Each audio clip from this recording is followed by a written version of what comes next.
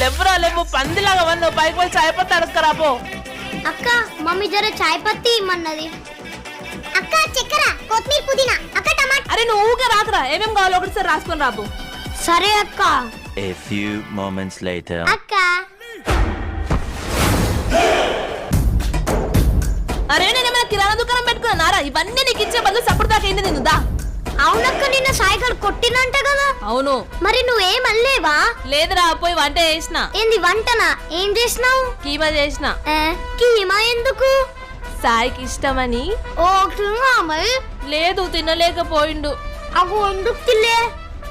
బానే ఉంది కదా. నువ్వు తినే కీమా ఎవరిదనుకున్నావు? అంటే